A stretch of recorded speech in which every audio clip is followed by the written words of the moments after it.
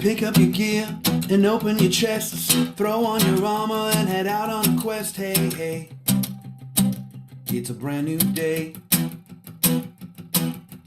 On the Sword Coast, your allies will help with blades and bows and magic as well. Hey, hey, heroes on their way.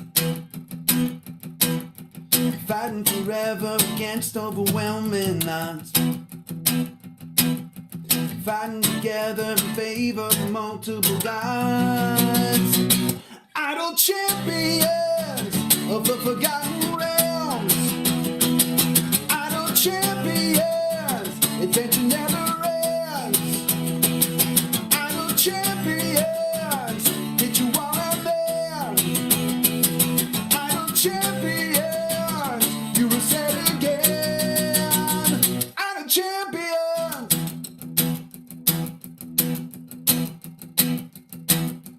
From Waterdeep to Icewind Dale, head out to Chull or Shadowfell, hey, hey. Together we stay. Walk to the monsters, walk to the boss, walk to the right, it's never a loss, hey, hey.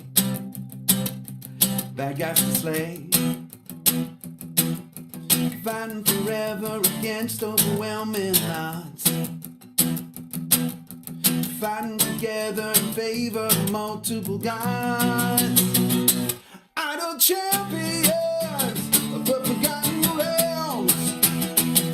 Idle champions, adventure never ends. Idle champions, get you all out there.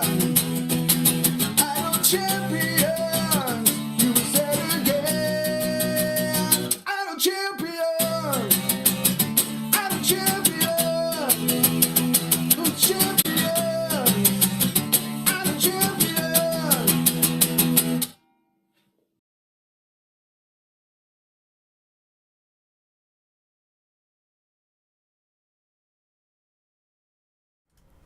Oh, hey, that's my cue. Welcome, folks, to another Gaarawarr's Guide, the tutorial show. I'm Gaarawarr, and today we are going to be talking about The Running Year 5. The Running is the current event in Idle Champions, and we will be talking about events, and the running, how to do the running specifically, and each of the champions that are in the running, which means Krydal, Shaka, and the brand new Dungeon Master. So, we're going to be diving into that, but we've had a lot of new players join the community lately. Welcome. I'm going to give you a little rundown of what goes on this show so you understand. This show specifically is a tutorial show. That means for the first hour, I talk at you. And yes, it's usually the whole hour. I know that's a lot. I know that's a lot of time for somebody to talk at you. But this game has a lot going on in it. I want to make sure that you are in the best position possible to enjoy yourself. And that's what we're going to do. Now, if you have questions pop up while in your head space while I'm talking, and you got to get them out, do so in the chat. Put question, colon, and then type your question out. And my friend Jordan is in the mod pod today. Jordan's going to be grabbing your questions and putting them in a little backstage document for me, so that in the second half of the show, when we do the Q&A portion, I will have them. So you only got to type your question once. Jordan will grab it. We'll throw it in chat. In our chat over here, instead of the other chat over here, and I will be able to get to it. I tend to tackle the on-topic stuff first. So anything about year 5 of the running or events in general, and the 3 champions, general stuff after that I will do after that. And we tend to always make it to the general stuff, so that's going to be fine.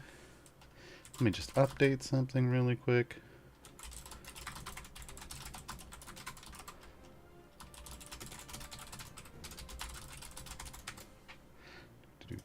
All right. So let us dive in, shall we?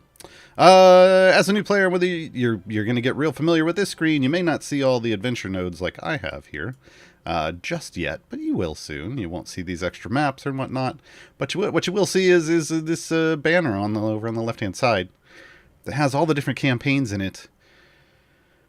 Probably won't see Trials of Mount Tiamat. That's mid to end game content that appears only once you unlock it. But what we're going to talk about here is the running at the top. Whenever there's an active event, it shows up at the very top of the banner to kind of give you a hint that maybe that should be your priority. Maybe that should be your priority. So that's kind of exactly what you want to prioritize when one pops up, because events are only around for 12 days. While the campaigns are here forever. Forever. Endless and endless. No. The Sword Coast is endless and endless. But the other campaigns, everything's going to be around. So what we want to do is we want to hop into the running. When we click on that, we come over to this banner. We get a little bit of information, like up at the top right. You're going to get what your favor is currently in the campaign. That's going to be the top number, how that affects your gold find percentage. And then the number of leaves that you have. Leaves are the event tokens. I'm going to be referring to those as event tokens because every event, it changes to something else. So you just want to know that event tokens in general are tracked up here. This is your adventure node. When you click on the adventure node, you're going to have 3 potentials. 3 potentials. You can only ever unlock 3 champions in an event. The running has presented us with 5 fine champions over the years, but the year 1 and year 2 champions are no longer available in the event, but will always be available in time gates. Again, over here on the left. So you'll always have access to all of the champions over time, but it's only going to show you the most recent 3 years. The newest is at the bottom. The oldest is at the top. That means this is the last year for Kreidel in this event. Next year we'll have the return of Shaka, the Dungeon Master, and then we'll get somebody new. So, once these come up, you will see a version that isn't the free play. I did them all already, folks. I'm sorry. I'm impatient. When you click on each of these, it will have the champion showing up where this chest is, because this is how you unlock champions in the game. Is with events. That's the primary delivery method. The secondary is time gates. So you will be able to do that first adventure. It's going to have a fairly inexpensive cost for the first ones. Like Kreidel and Shaka should only cost about 125. While Dungeon Master will be 500. The 500 is the normal price. I just want you to know the price for Dungeon Master stuff is the normal price. They discount. Discount champions. They discount the older versions as a way to help save you some tokens and make things a little more efficient for you. So just know that while Dungeon Master's prices do look expensive for what you're unlocking, you're going to get more than enough tokens over the course of the event to be able to unlock everything. So, don't worry about that. So the first things you're going to do is you're going to hop in and you're going to do each of these unlock missions. That is what I recommend. The reason being, the unlock missions are just straightforward adventures. They don't have any kind of restrictions, as you see down here, like no restrictions, just like with the free plays. And that means you have the best possible chance of not only completing the requirement, which is Area 50, but also pushing much further. So that you can earn a bunch of favor up here. Why is that super important? Well, favor in this game is kind of the first form of power you are introduced to. There is lots of what I refer to as account power available in the game, so things that you can upgrade and increase in terms of power for whatever group you're running and whatever campaign you're running. The first and the one that everybody's introduced to is favor. Favor does 2 things. As you can see up here, favor affects your gold find pretty directly. It's a multiplier on your gold find. But also, that gold find is going to allow you to upgrade your champions faster once you do adventures. And when you can start upgrading your champions at a rate faster than what would be considered normal for that area that you're on. You can power through much more content.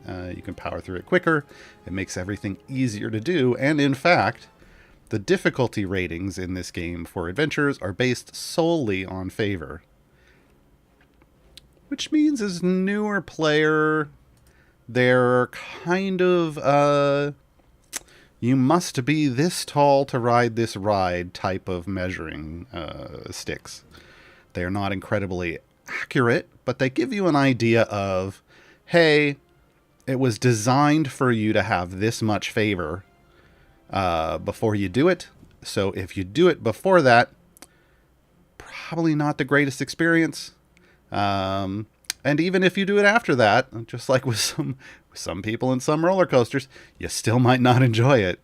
So you keep in mind, the first thing you kind of want to do is grab favor, again, from these unlock adventures, so that when the variants show up, they hopefully you will get to the point where they will show as easy like this in green.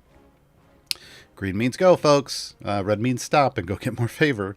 But yeah, if you can at least get it to the point where it shows as easy, you will have a better chance of completing the adventure and earning your rewards than you would if you did it when it was some other color and some other challenge rating. So each adventure, each champion will have 3 unlock variants. These are the delivery methods for gold chests. So whenever you do one of these for the first time, again, I've done them all, so the reward isn't showing up. It would show a guaranteed gold named chest. So Kreidel would have 3 guaranteed golds, Shaka would have 3 guaranteed golds, and Dungeon Master would have 3 guaranteed golds.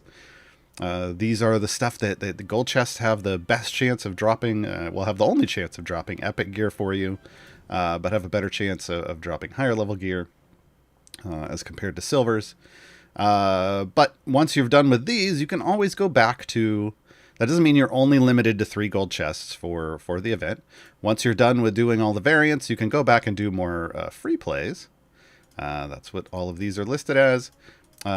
Free plays costs start at 500 event tokens, and then as you do more of them, they ramp up by 500 every time you do one, until they get to a maximum cost of 2,500, and then it's 2,500 over and over and over again.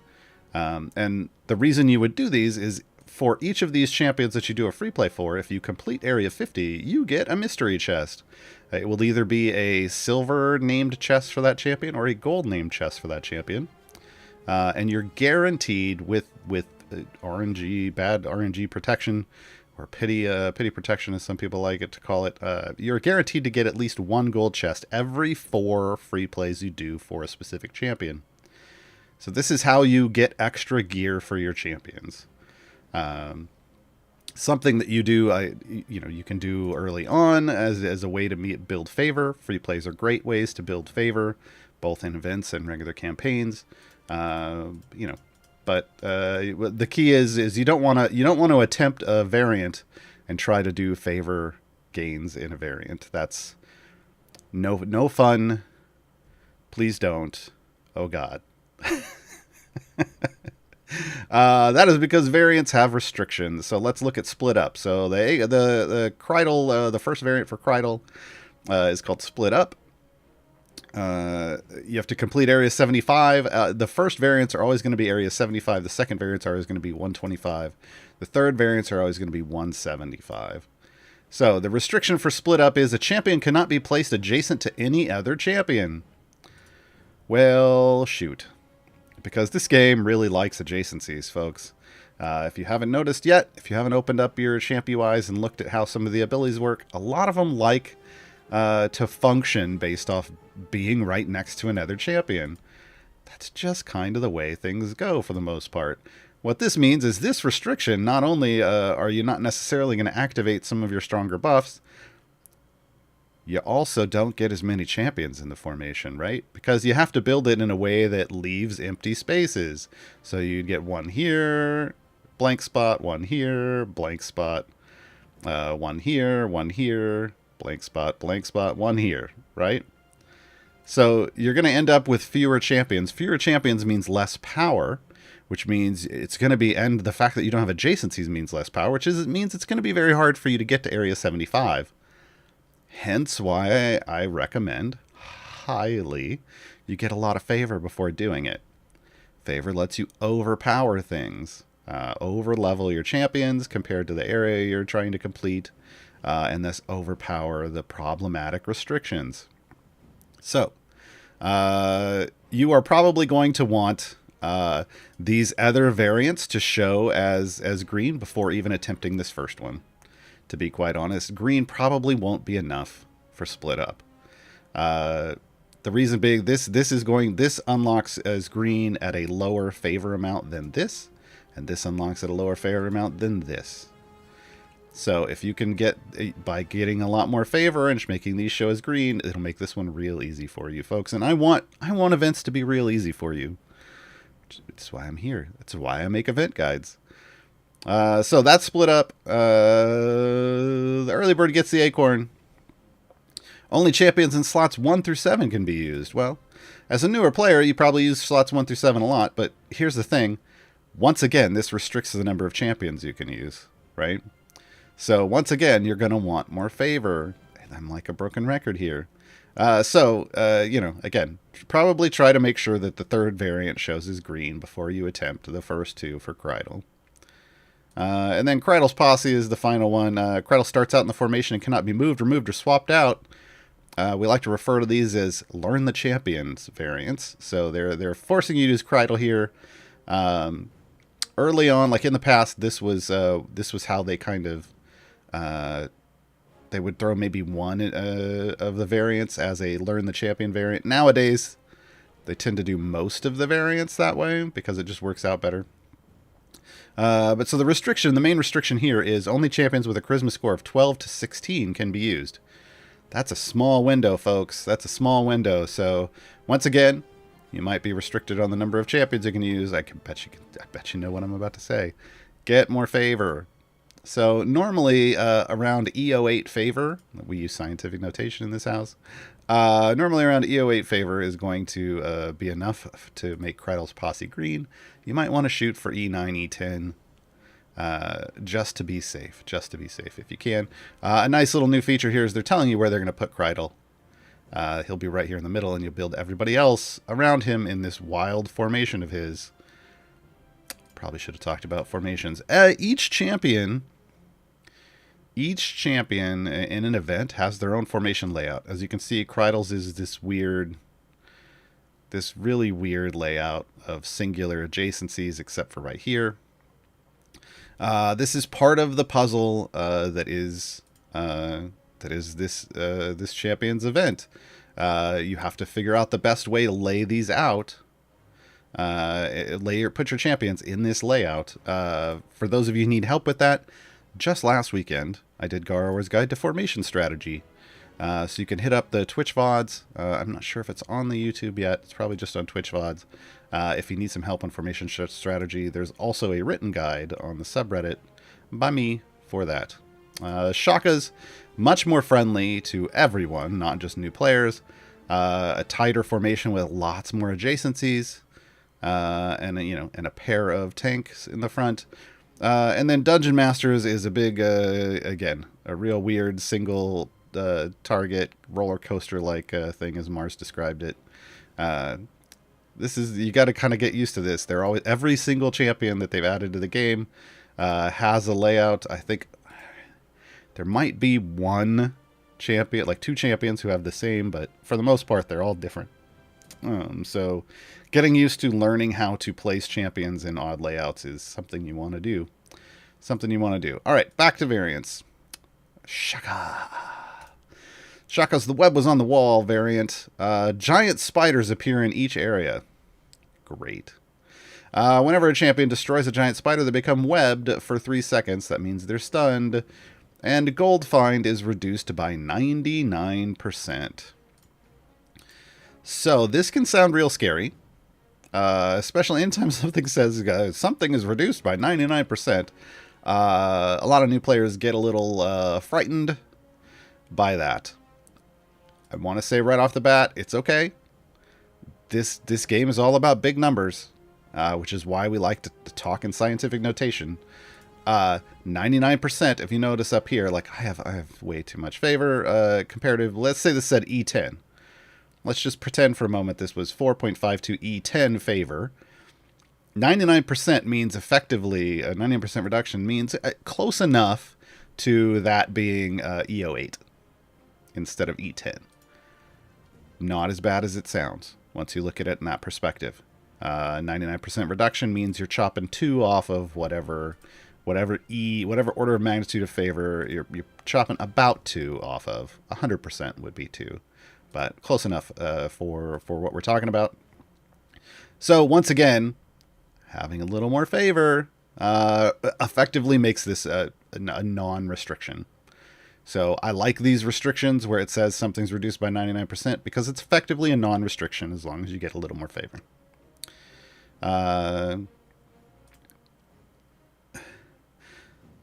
Fibrillator.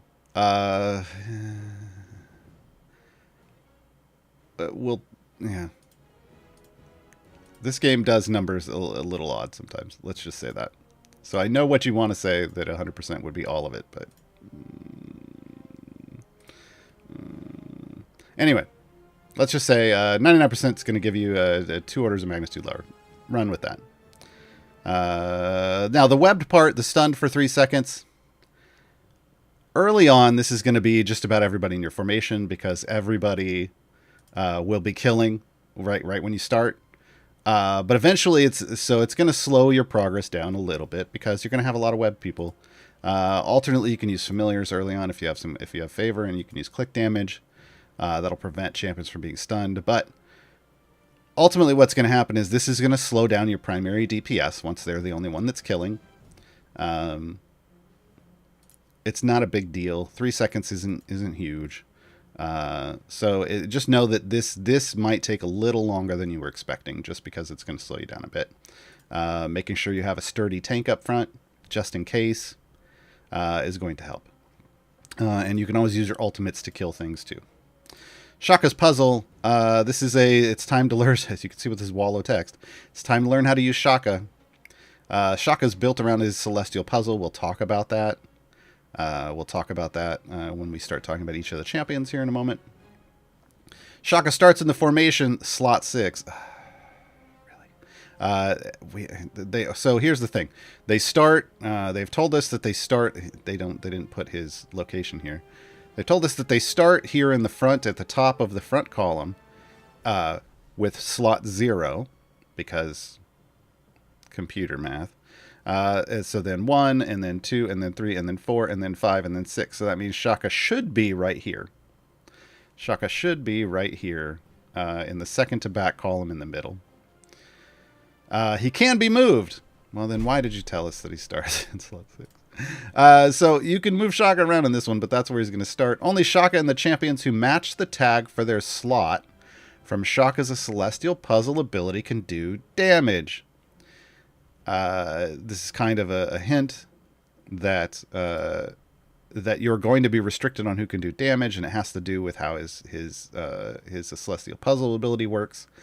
Again, not a super huge deal. It's just going to slow you down a little bit in terms of how quickly you can progress early on. But as long as your primary DPS is in a matching tag slot, you're going to have no problem completing this. Shaka's celestial puzzle starts out unlocked. And then there's a lot of getting to know stuff about Shaka, which we don't need to read because we'll talk about Shaka in a moment, but you can read it. Lolth's Blessing. If you don't know Dungeons and Dragons, folks, Lolth, not a good deity. So Lolth's Blessing is like not something you want. Not something you want. A Drow Wizard spawns in each area with the Blessing of Lolth. While the Drow Wizard is alive, all Drow enemies deal 300% additional damage and move 100% faster. I like to refer to this as a swarm variant. So they're basically trying to rush your formation and then kill you real fast. So it is really important to have a good amount of favor here. simply so that you make sure that all the way through through area 175 that you're killing things as quickly as possible. That you're not waiting around and having to ramp up damage or anything like that. That it's just they spawn, you hit them real hard, they fall over, you move on, right? Like that's going to negate this restriction.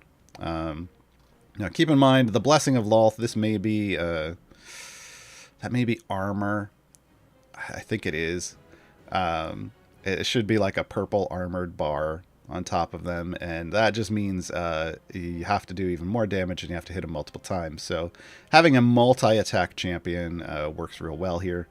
Ashar is a multi-attack. Hitch is a multi-attack, and while Hitch is a support champion, Hitch can do a surprising amount of damage early on for you like this. So keep that in mind. On to the Dungeon Master. These are our newest variants in the game. Revenge Avenger is the first one. Only champions that are 40 years old or younger can be used. So this is a somewhat restrictive restriction. However, obviously you can use Dungeon Master here because Dungeon Master is eligible for every adventure. And Dungeon Master, when you choose his special guest star specialization, which we'll talk about in a moment, can bring somebody else in that normally doesn't qualify. So this is kind of it's time to learn how to use Dungeon Master variant. At the start of each boss area, Avenger arrives on his nightmare as an additional boss that must be defeated. So double boss. So that just means two things with lots of health, and again, as long as you have favor, you're going to be fine. But just know that you might be down a few champions here. So again, having even more favor, only beneficial to you. Ultimate Madness. Dungeon Master starts in the formation with his ultimate unlocked. He can be moved, but not removed. All champion base attacks deal 99% less damage. We talked about this. It's okay. All champion ultimate attacks deal 10,000% more damage. Ultimate cooldowns take half as long. So really what they're trying to get you to do here is use your ultimates a lot. Because Dungeon Master's ultimate cools down instantly, like returns to use instantly, the ultimate with the longest cooldown. So it's kind of this thing where they want you to basically play around with that mechanic. Spoiler alert, folks. You can ignore that completely and just kill everything in the face. It's okay. You can just do that. You have my permission. It's Tiamat, the dragon. So this is the final variant. Dungeon Master starts in the formation with Words of Encouragement unlocked. This is their shielding effect, temp HP shield. We call it a shield, but it's temp HP for those of you who play Dungeons & Dragons a lot. He can be moved but not removed. Champions only regain 50% of their max hit points when changing areas.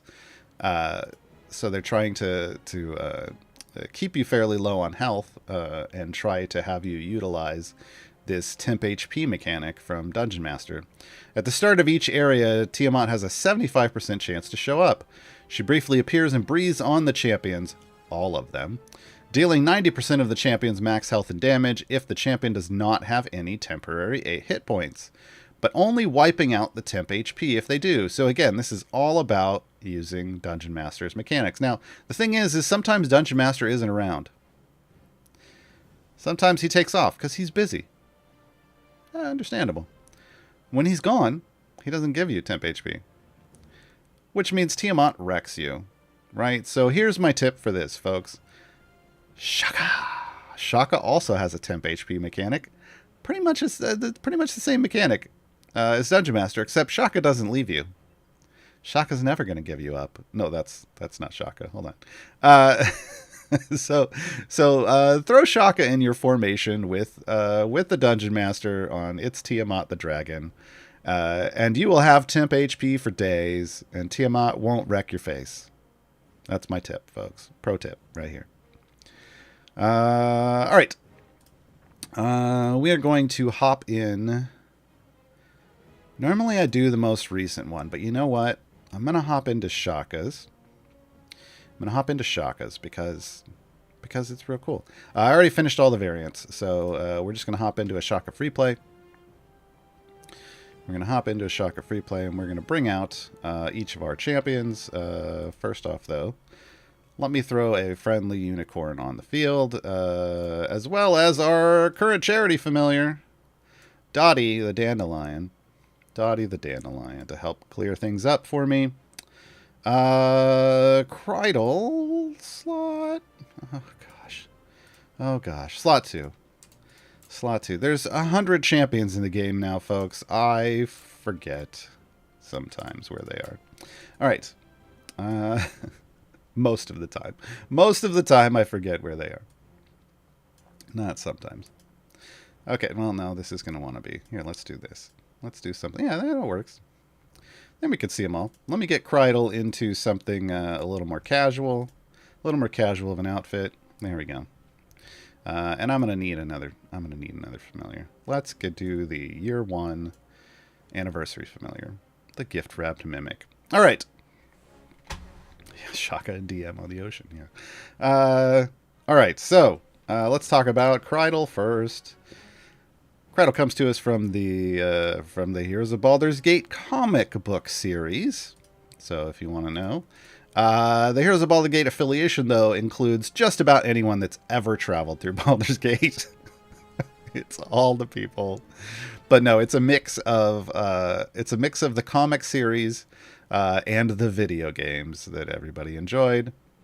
So you will find them all. They can't all be used together because they're kind of a mix of affiliations of kind of groups, but they've given them all the same affiliation. Shaka's a half-elf rogue with a chaotic good alignment. Kreidel.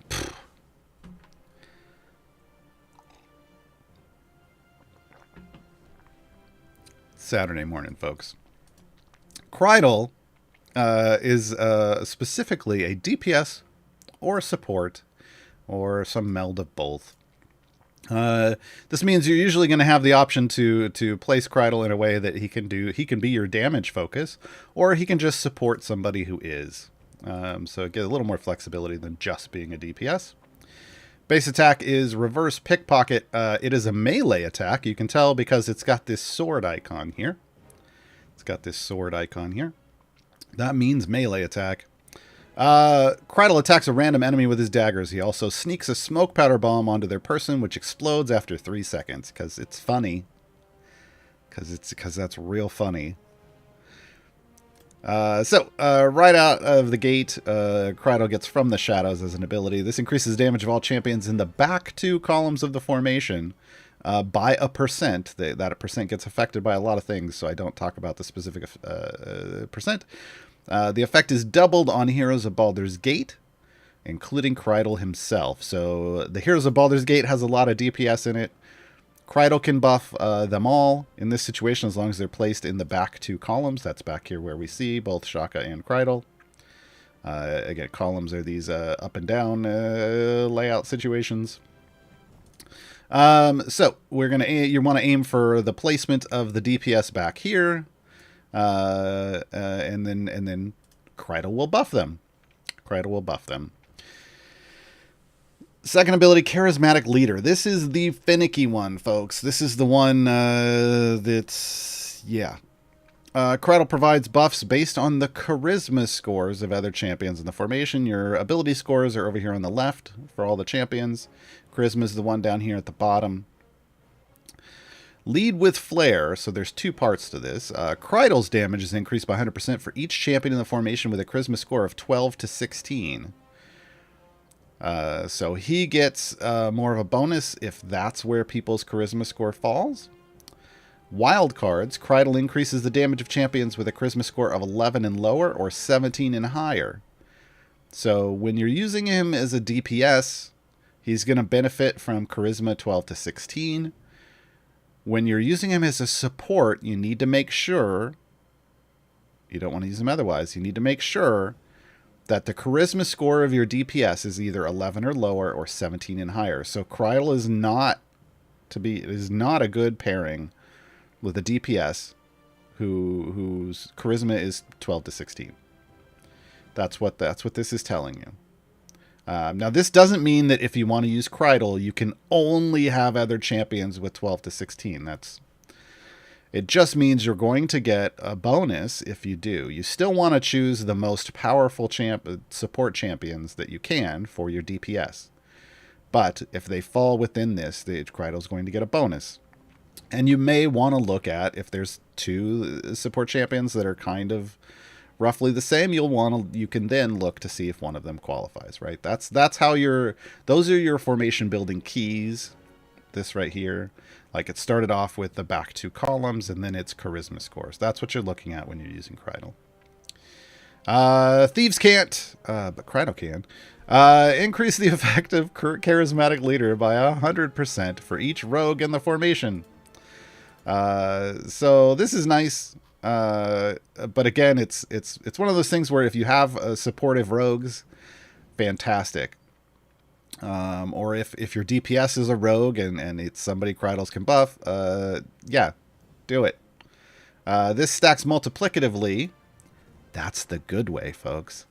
That's the way that can be real strong in certain situations.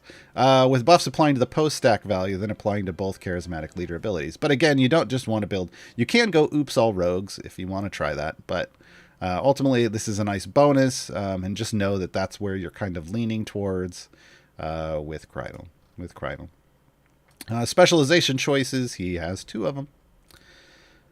Close-up magic versus training camp. So this is, am I a support or am I a DPS?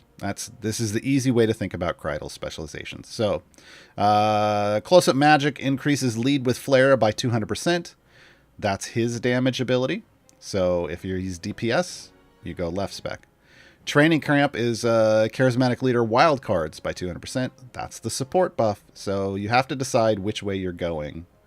If you're using him as a support, you go the right. If you're using him as a left, you want your DPS, you want the left. So Krydle's specializations, real straightforward. It's just situational as to how you're using them in the formation. Is that everything? Yeah, that's everything. Okay. Krydle's ultimate is called Distracted Strike. So Krydle appears from the shadows behind a random enemy and brutally backstabs it for massive damage. The damage of this attack is increased by 200% for each hero of Baldur's Gate in the formation, stacking multiplicatively.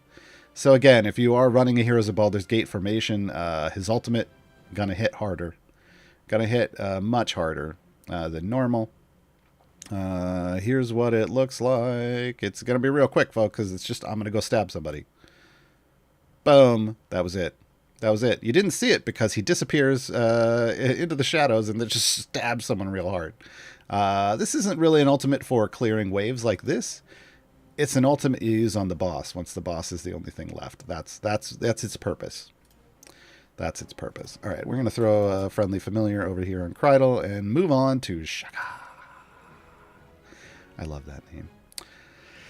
Shaka joins us from the Rivals of Waterdeep stream, which is fantastic. It's, oh man, it has so many episodes. I think they have like over 100 episodes now. There's seasons. I think they might be on a seasonal pause and they're starting up again soon.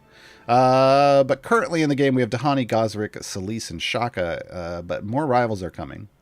Shaka is a tiefling warlock. He is a celestial, like a celestial pact warlock, which is pretty cool. Neutral good alignment, and Shaka exists as what the game refers to as healing support. Shaka does not heal you.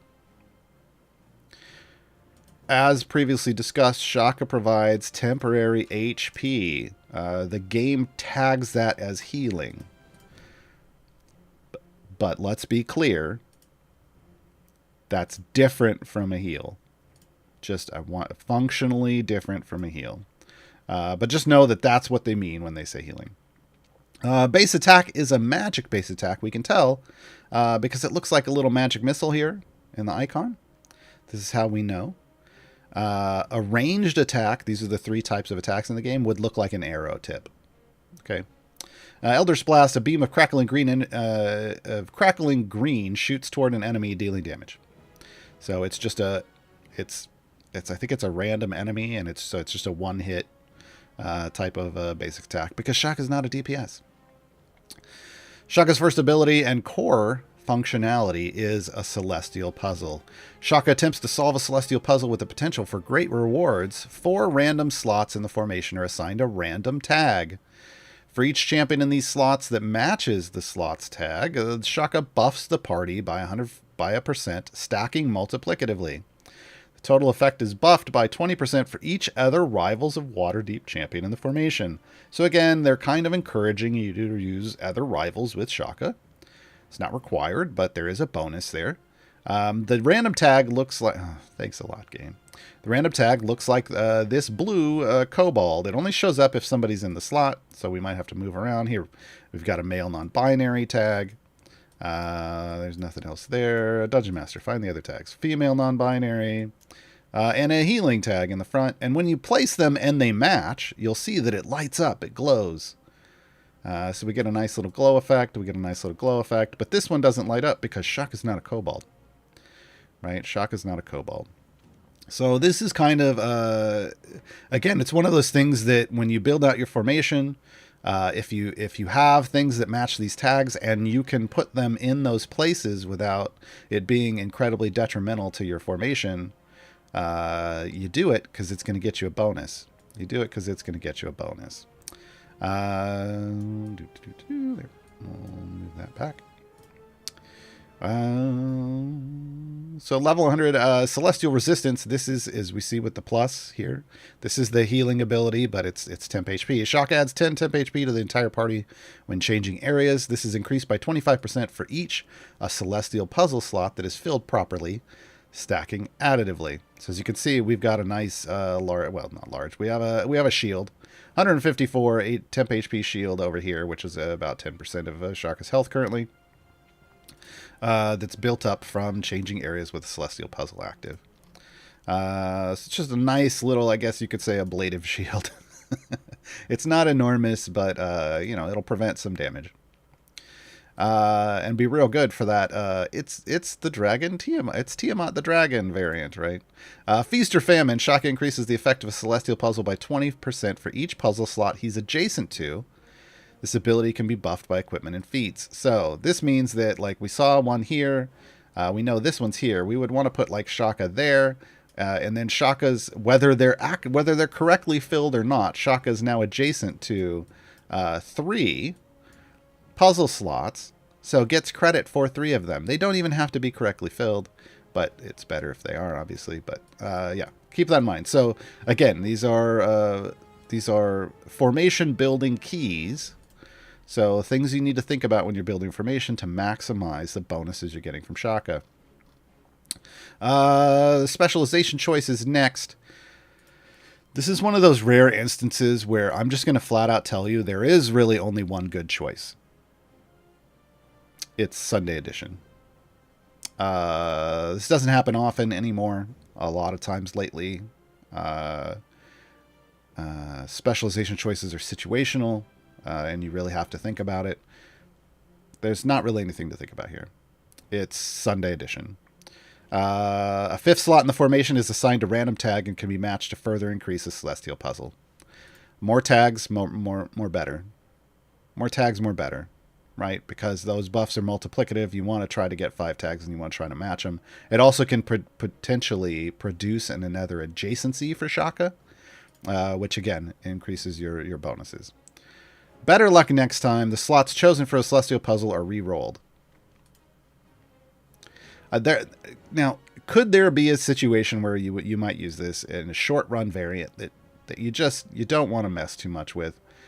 Sure, but the thing is that you can just, if you want to re-roll the slots, you can just start your adventure over. And frankly, that's better for you with the potential of getting five slots over here on Sunday Edition. Not something you would do in an event, though, because events cost tokens, remember? So yes, there's exceptions to every rule in this game. So while I said Sunday Edition, it's really just the one true specialization. In an event, you might try to re-roll, but good luck, right? I tend to just stick to whatever Shaka gives me. All right. So that's Sunday Edition. Did we get... Nope, we just jump right into the second specialization. This one is actually not a change to the way Shaka functions. What you're doing with the second specialization with Shaka is deciding what ultimate you give him, which is kind of neat. Kind of neat. They don't explain this very well. So I'm going to pull it up in my guide to Shaka on the subreddit. Blinding Wall of Light. This ultimate would push enemies back when you hit it. And then it spawns a blinding wall of light right near the formation. So right up here in this area, in this general vicinity. So you'd be like right in front of where the what we call the tank line is. A blinding wall of light would appear. What it would then do is when enemies then pass through it again, because remember they got pushed back, it causes them to miss most of their attacks. So it's a defensive ultimate. It helps to keep your tank line alive when you're under siege. Now the Disintegrating Wall of Light, which is the one on the right hand side, it creates a wall of light all the way. Here we'll use. Nope, you're just gonna do that. You're gonna do that every time. You're gonna do that every time. Yeah, you're gonna do that every time. It moves the champion. Here, we'll use this. It creates a wall of light right about here, where enemies actually can be damaged, and enemies that pass through that have a chance to instantly be killed. Instantly be killed. Yes, that includes bosses. It's kind of cool. It's kind of cool. Enemies that aren't killed take additional damage for a short period of time, so they get a nice damage debuff. The thing to keep in mind here, I am gonna choose this specialization so you can see it. The thing to keep in mind here is that sometimes there are enemy spawns, like a portal or something, and the portals appear about right here, which is on the left side of the Disintegrating Wall of Light, and so trying to use the ultimate in that situation does absolutely nothing. Sometimes the boss is over here too, and it just spawns in and sits and attacks you, and then again, that Shaka's Disintegrating Wall of Light might not do anything. So it is something that you have to keep in mind. You kind of have to know what you're facing to a certain degree, but it's real cool. Here, I'm going to fire it off because I like it. There, it's right there. Boom. See how everything just runs into it and dies instantly? So yeah, it's a little further over than I remembered, but yeah. Weak sauce enemies pretty much going to die instantly. Stronger stuff, debuff. Here, let me change this to upgrade. I believe that's the last of the abilities for Shaka. It is. And we fired off the ultimate. Oh, you know what I forgot to do, folks? Bad Gaarawarr. I forgot to talk about gear. Every champion has the ability to have up to 6 pieces of gear, and this gear has fixed effects. So, Kreidel, because he is both a DPS and a support, gets a damage boost for himself with his slot 1. Slot 2 is damage all champions. Slot 3 buffs from the Shadows ability. That is this buffing in the back 2 columns. And the other does Charismatic Leader, which again is that split functionality thing that either buffs him or buffs others, depending on the charisma score. Then we get an ultimate attack damage and an ultimate attack cooldown reduction, so that you can fire the cooldown off faster. Feat-wise, we get support feats, so damage all champions. We get self-damage feats because he's a DPS. And then we get a couple for From the Shadows, which, is the more general buffing ability, and then one for Charismatic Leader. So there's a little room here probably to give Kreidel some more feat options, but he's buffing his abilities with his feats. Shaka, because they're healing support, they get a double damage all champions, so 2 items for damage all champions. They're buffing their Celestial Puzzle, which is, that's great because we know that works a lot. That's his core of his kit. And then there's also a Celestial Resistance item, which is why I get more than just the small. I get a bigger shield, and we can make it even bigger over time by leveling up that item, right? Then Shaka, instead of going into the ultimate boost, they get a boost to their Feast or Famine ability. And that's because there's no need to boost Shaka's ultimate damage, because the ultimate could do two different things, right? Instead, we get a reduction on the ultimate cooldown with Shaka's item. So Shaka actually a bit more efficient in terms of buffing with their items. This is something to look for. People are asking, where do I put my blacksmithing contracts? Well, champions that have more efficient item sets, so the blacksmithing contracts can end on things that are going to help you across the board, a bit more efficient than maybe somebody who has an item that buffs their ultimate attack damage, because that's not necessarily what you're going to be using all the time, right? Feat-wise, again, damage all champions feats, but then we jump into like celestial puzzle feats, so you can go all in on the puzzle. You can go all in on resistance, so buff those shields. And then we see, for the first time for this event at least, or for the champions we're talking about today, there is something that changes one of their stat scores. So this is increases wisdom by 1. Well, what does that do? A lot of people are like, how does that change your game? Stat feats in the game are something that you adjust, and they can make you that champion qualify for a variety of things. One, it might make you qualify for a variant that you couldn't qualify for before. Some variants are stat restricted. It might make you qualify for a buff from another champion. Like, remember, Krydle has buffs that are based off stats. Lots of champions do. In this case, this is the main use for this one.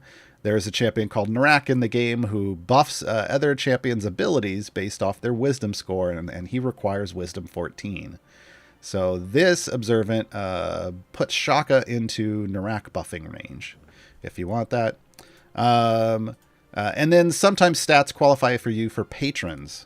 But again, in this case, this is more of a hey, we're gonna let you get buffed by Narak type of situation, which is a nice situation to be in. I'm not gonna lie. All right, let's talk about Dungeon Master. Dungeon Master has a cool skin too, but we got him in his regular format. Dungeon Master comes to us from the cartoon series from the 80s. I think everybody here should probably know that. No affiliation, because there aren't any other members of the cartoon series of the game. The human wizard, if you're going, what? Human? This week on Idle Insights, which is the interview show that happens on this channel, Todd Kenrick, who's the host, talked with Pete Lee, who is the game systems designer that was that helped bring Dungeon Master to the game. They did a bunch of research to try to figure out what race Dungeon Master was, and it couldn't find any direct reference anywhere in the lore, but did find an indirect reference referring to Venger as their son. Spoiler alert. And Venger is a half human, half fiend who was once full human. So this is where we get human. And keep in mind, all of this does go through an approval process with Wizards of the Coast. So this is kind of an official statement that Dungeon Master is a human wizard. Lawful good alignment, age over 1,000. I think technically behind the scenes it says 1,001, in case you're curious. Roles, got 3 of them: healing, support, and gold.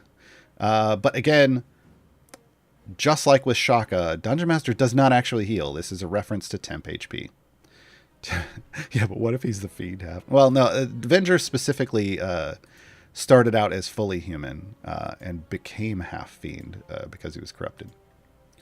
The more you know. So, let's talk about Dungeon Master, folks. Dungeon Master has the only level 0 ability currently in the game, and that's Dungeon Master Rules. He does. Dungeon Master is eligible to start in all adventures, even if the patron variant or other restrictions would say otherwise. Folks,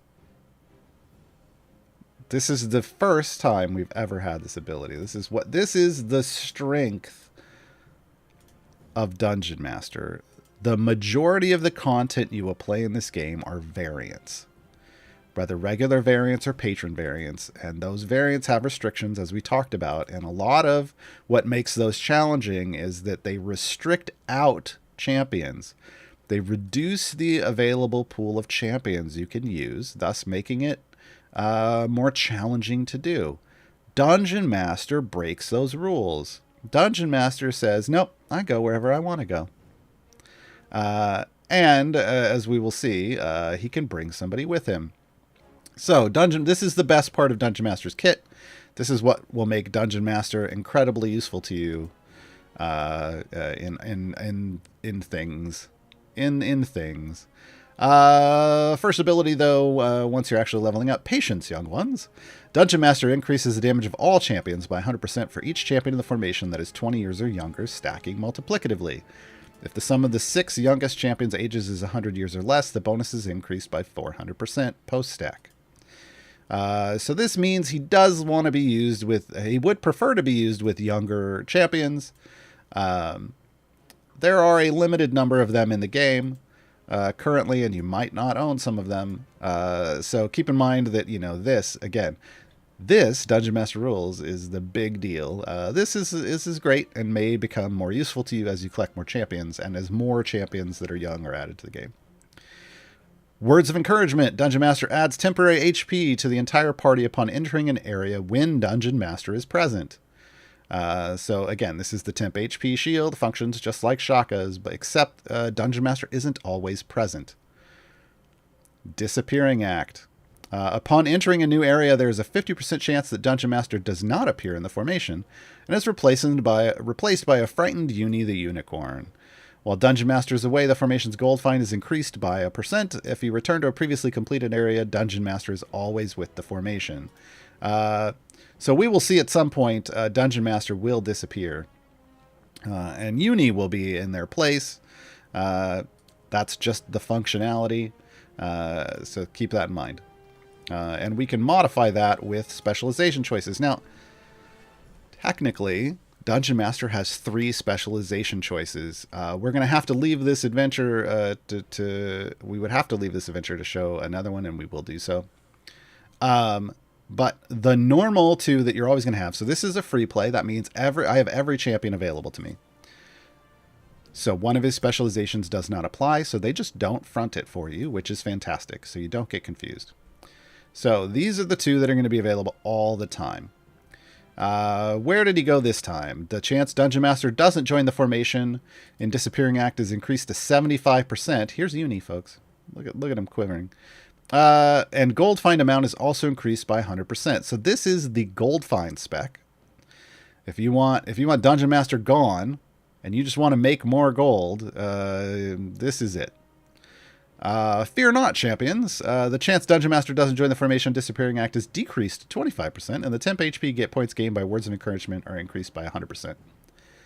This is the general use scenario. I'm just going to tell you, fear not, champions. When these are the only 2 that are available, go fear not, champions. It's giving you more temp HP, and it's giving you a bigger buff. That's the better way to go. The gold find bonus, it's okay. I mean, it's nice to have gold find. If Dungeon Master is your only gold find in the that you have, along with like Jarlaxle starting off, sure, I can see doing this if you're doing a favor run and you want to use Dungeon Master.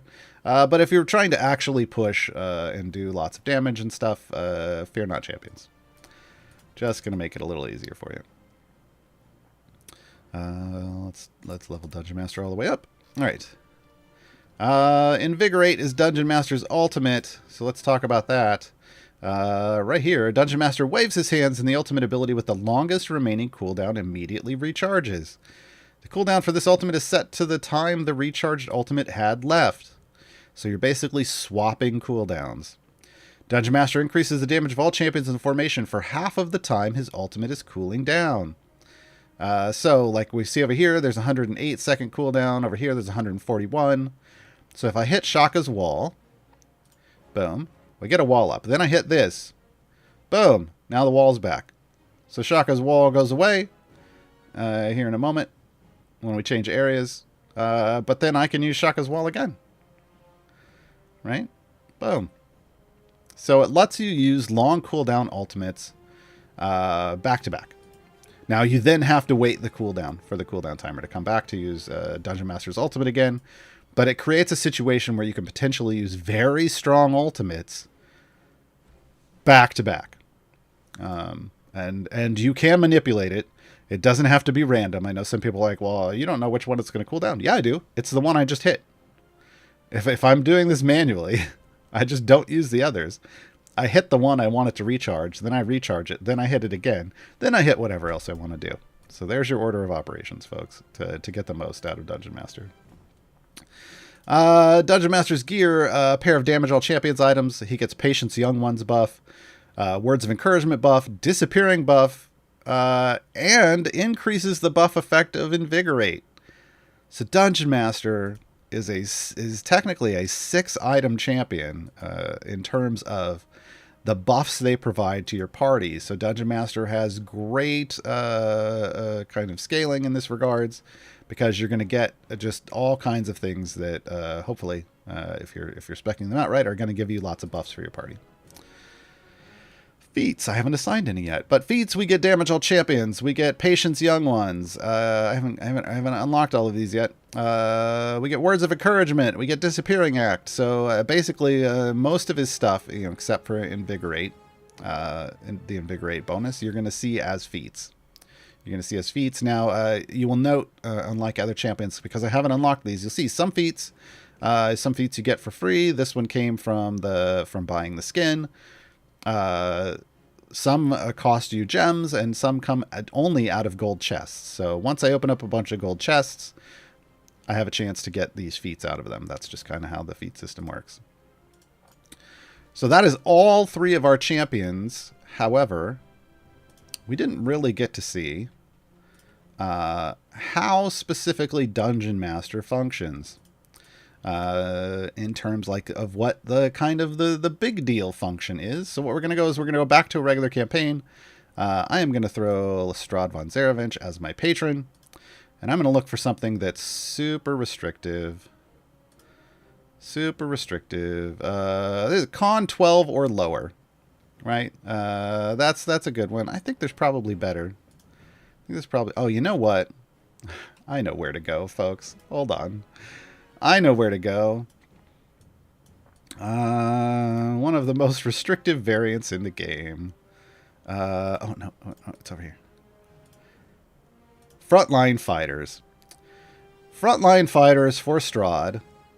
Because of the restrictions, Strahd has a restriction of only champions with intelligence of 13 or higher can be used.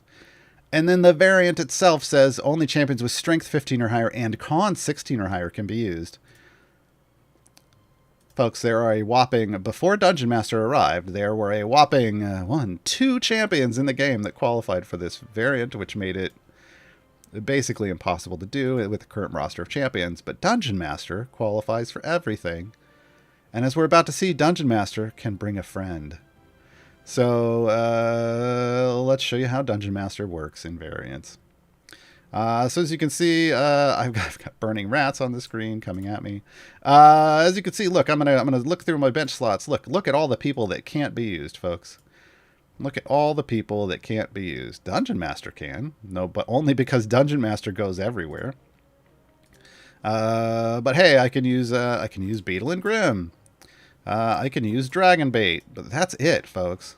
Everyone else is restricted out. Okay. So, we're going to bring Dungeon Master in. We're going to level Dungeon Master up, and suddenly, we have a new specialization. It's called Special Guest Star, folks. And Tyrrell has been chosen. What happens with Special Guest Star is Dungeon Master looks at everyone that's not allowed, that isn't in Dungeon Master's slot, and picks one of them to come join you. And he will lean towards picking somebody in a slot that it's not gonna. I haven't chosen it yet. It's gonna lean towards picking somebody in a slot that has no one available for that variant. So you can kind of understand priority in that regard. But otherwise, it is going to be random. Now, once you select it, it allows, like as you can see, this is Tyrrell. It says Tyrrell no qualify. It's all blocked out, right? Once I select Special Guest Star, Tyrrell gets these stars in his portrait. Look at that. He's a superstar now because he can come in and join us now. Now, this functionality is, again, this is kind of the core of Dungeon Master. This is what's really going to get you using Dungeon Master once you start doing lots of restrictive variants.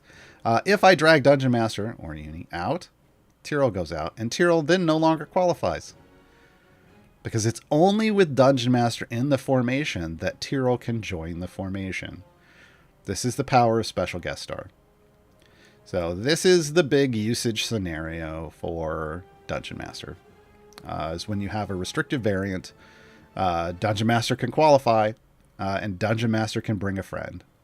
Dungeon Master can bring a friend. Now, here's the thing: say you get somebody that you're just like, well, that doesn't really help me in this scenario.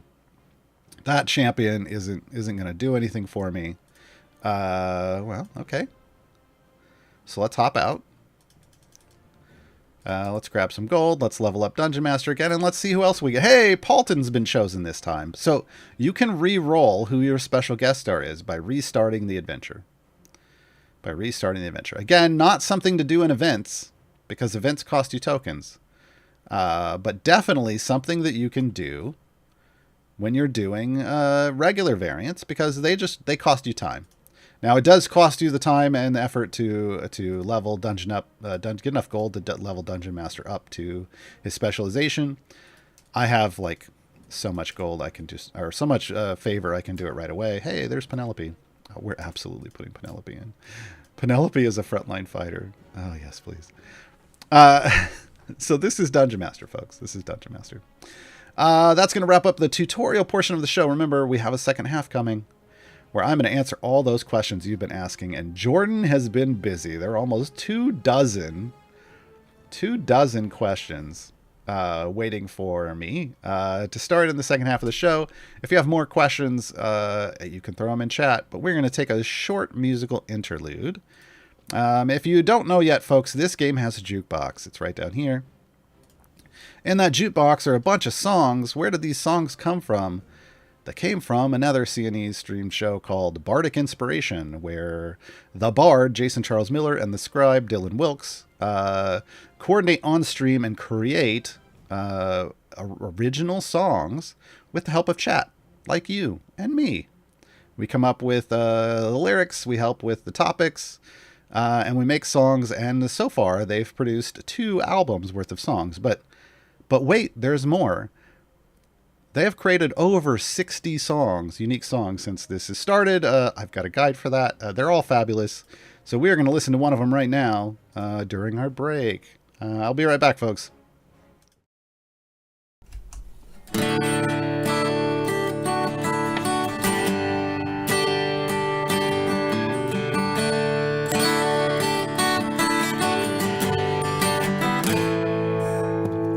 I just turned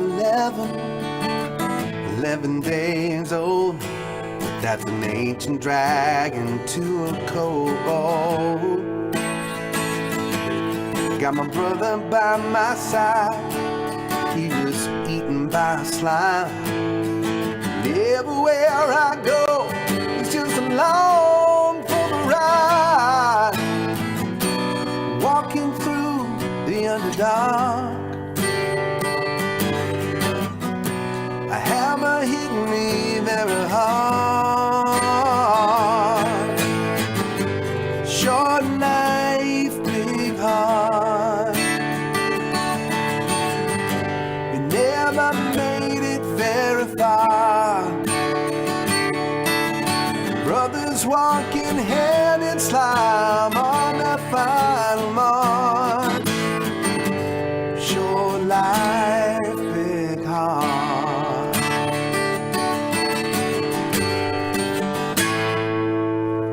Ask me 3 more questions, tell you what I can.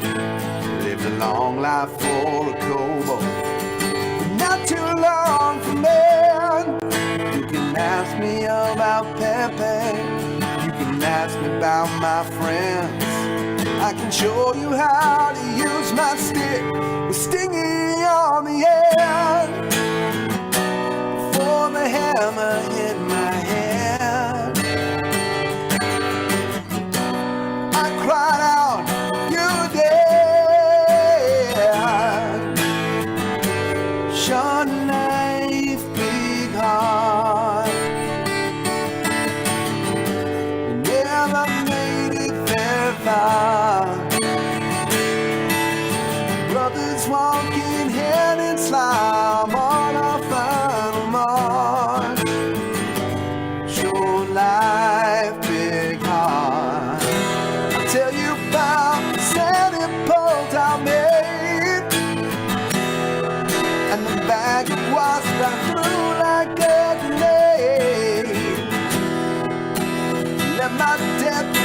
fire your crusade as you wander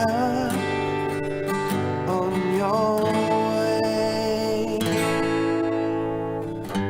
Short life, big heart, never made it very far. Brothers walking hand in slime on a final march. Short life, big heart.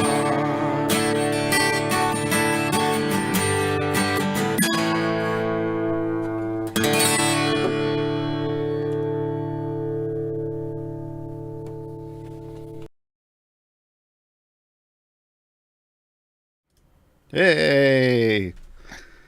That was a song for Spurt, the Kobold, played by Chris Perkins on Critical Role for, I don't know, a very short period of time. Because, spoiler alert, he died. He died real quick. All right, folks. I'm going to dive back into the questions that Jordan has grabbed from chat. And we'll see. We should be able to get through all of these. So if you have more that come up, by all means, ask. Kegla Stubson, does anybody know how to complete the Dungeon Master Says? So, I did not talk about achievements, folks, but let's dive into achievements. My bad. Achievements for events are found under the Achievements tab. You hit the events. The most recent, if we collapse them all, the most recent always going to appear at the top. So, ignore the stuff for Caddy Bree and Spurt because they're no longer part of this event, but Spurt did arrive in the running originally. The ones that you will be able to do in this event are these numerical ones. These are, it doesn't matter whose adventure you do this in. You can always do these in any event. It's basically just for going this as far as this asks for. But all of the Dungeon Master ones are called Dungeon Master Says. They are unique in this because what they really wanted to do was go all in thematically on Dungeon Master.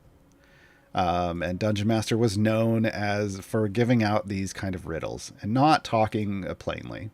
So all of the achievements are in riddle form.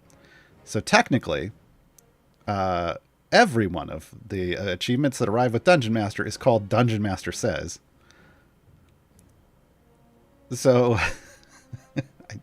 I don't know which one you're asking about, but we can talk about them. This is spoilers, folks. If you don't want to figure out the riddle, spoilers. So this Dungeon Master says, you must seek the child of an old tree and discover a square 15. This means you have to do the Grandfather Acorn free play and reach 225.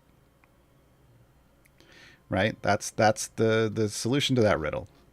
The others, Dungeon Master says, I am your guide in the world of Dungeons and Dragons. This is the you must unlock Dungeon Master. These can all be figured out by looking, except for one, can all be figured out by looking at the others, because recruit Shaka, right? Dungeon Master says, only running on 3 identical but different roads will take you where you want to go. Well, if we look up here, for Shaka, complete all 3 variants of the Grandfather Acorn adventure for Shaka. That's what you're doing for this one. Dungeon Master says, only a fully prepared Dungeon Master can find you what you seek. Well, this is getting a piece of gear for each of Dungeon Master's slots. This is the one that people are probably asking about. With my patience, guide 6 young ones for 100 steps. Well, remember what Dungeon Master's abilities are. Patience Young Ones says he buffs characters who are 20 years of old or younger. So if they're talking about young ones and you need to guide 6 of them, you need to have 6 champions that qualify for that. And for 100 steps, well, I mean, I'm just going to go out on a limb and say that's probably 100 areas, right? So basically, you need 6 young ones, and you need to complete 100 areas with them in the formation with Dungeon Master. As a new player, you might not have 6 young ones. You just might not. You don't have to do these right away. All of these achievements can be done at any point in time in the game. It is only these numerical ones that have to be done in an event. Just these 5 up here. Everything else can be done at any time, in regular adventures or in time gates. So yeah. So Dungeon Master has to be in your formation for 100 areas. I did not bother trying to do that one. I guess I could have done that on stream today, but oops.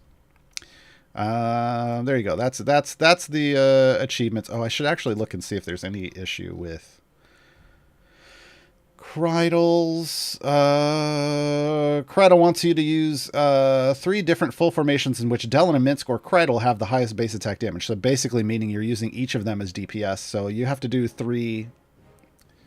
you have to do this and just adjust between him and Dellen and Minsk. And Dellen and Minsk are core champions, so you can do this one. Shaka's is complete 1,000 total areas with at least 4 celestial puzzle slots matching the champion in that slot. So this one's just use Shaka a lot. Just use Shaka a lot. So those are pretty straightforward. Those are pretty straightforward. Let's see what we got next. Count 0 interrupted. How do you get more event tokens? I ran out. Triple question mark. One way to do it is wait. Patience, young ones. Wait. Event tokens accrue at a rate of 1 every 25 seconds while you're killing things. They will just drop as drop loot 1 every 25 seconds. There's no way to speed that up. It is a server-side calculation, so it isn't you can speed up time in the client. Doesn't change anything.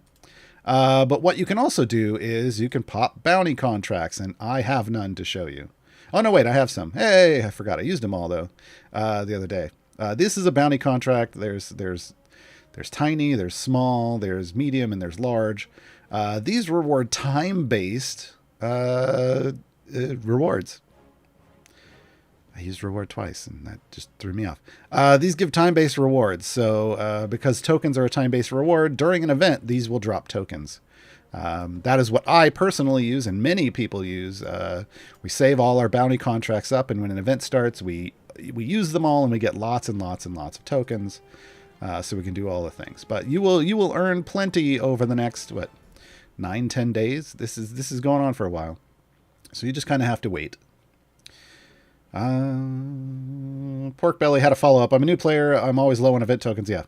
Is there a way to get tokens outside of normal gameplay? Yeah. So we just kind of answered that one. So that was a good follow-up to that. It's just bounty tokens or patience. Patience. When you don't have any tokens, you can always go back and do the regular campaign. So hop back into, if you're brand new, hop back into the Sword Coast, get some stuff done, and then come back when you have more tokens. You Tomato, does it a bug that my guest champion, when using Dungeon Master, keeps getting removed when they're in my background party? Yes. NH95, after I've used up the cheap free plays, is Kreidl worth farming more chests on, or should I concentrate on Dungeon Master? I just unlocked Kreidl during the event, so he's new for me. I would, if you're looking at order of operations, obviously you want to do all the variants for a champion to get all their guaranteed gold chests. And yeah, then, do all the inexpensive free plays for all of them until they're all up to 25. That's the most efficient use of your tokens, up to 2,500. I would say, because Dungeon Master is such a game-breaking champion in terms of bringing them in places where other champions might not always go, you may get a lot of use out of Dungeon Master. So targeting their gear first after that would probably be a good idea. Because I think they're just going to get used more than Kreidl. And that goes with Shaka. I mean, Shaka's great. I like Shaka. I've used Kreidl as a DPS recently too, and some high-end variants. They're good champions. I would say Shaka's a little better than Kreidl, generally just because their support function works a little bit better. But yeah, so I would target Dungeon Master over Kreidl for your situation specifically. Willie Won Kenobi, is it still possible to get the finish all 3 variants achievements from retired champions? Absolutely.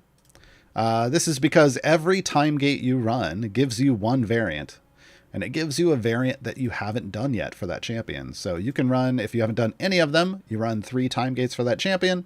You'll then have done all the variants, and you'll then get that achievement.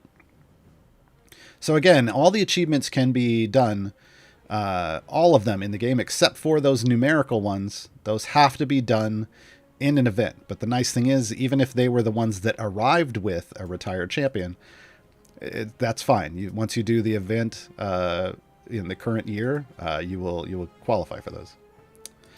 Count Zero interrupted. Is there a way to view the character sheet of a hero that isn't currently... Oh, this one isn't on topic, but that's okay. That isn't currently being used. No. No. Well, I mean, yes. I'm not using Tyrell. I can open up the character sheet. Right? But if it's in the same slot, no. Nope. So Lightus 3, what happens when you fail a challenge? Do you lose your invested tokens? So in the event, because you do spend tokens to access these adventures, yes. If you try to do a variant and you fail and you leave, which is, I mean, if you fail, you shouldn't try to beat your head against something that you don't have the power to do. Yeah, you lost your tokens, and that's why I recommended so heavily at the beginning of the stream that you make sure they show as green easy first. So get lots of favor. That means you're not going to waste any tokens, which is especially problematic for like the newest champion. Like Dungeon Master's third variant costs 5,000 tokens. You want to make sure you know you can do that before you start it. So yeah, favor is going to be one of the ways that you assure that. Let me see if I can find any more on target. Ricardoso40. What would you say is the minimum amount of favor to comfortably clear DM's variants? Mostly only play during the weekend, so I'm at E13 favor and only have the variants left to do. If you're at E13, you're fine. If you're at E13, you're fine. Because these aren't super restrictive. Like, again, it's Tiamat the Dragon, which is the hardest one. At EO8, like, I don't know, 1 or 2 or 3, or maybe it's at 5 EO8. Somewhere into the EO8 range, this shows as green. This really just needs Shaka in there with DM for you to beat this.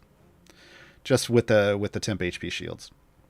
Ultimate Madness, again, not super problematic, so that one should be fine. And Revenge Avenger, super low level. E13 would clear all those out. In fact, E13 should let you do even the more restrictive ones, like Kreidel's Posse. So, yeah. Again, EO8 is usually enough to make everything show as green. If you want a little bit of wiggle room, E10 is a great target to shoot for. It's a little harder for new players to get there, but you can. But if you're already at E13, you're fine.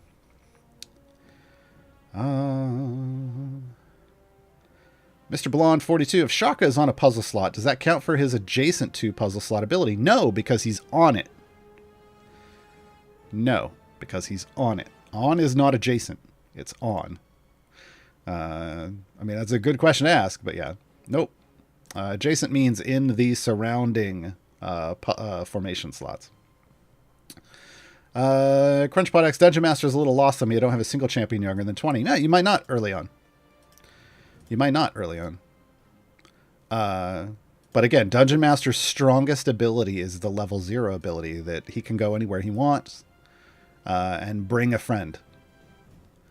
That's the big deal. But as you play, you're going to pick up more champions, and you'll end up with more champions that are younger than 20. But again, the younger than 20 isn't necessarily what you're building around with Dungeon Master.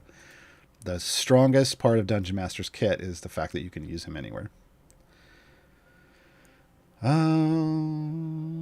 K-Lord68 is DM's guest star only available for variants. Here is, I want to say yes, but there's probably an exception.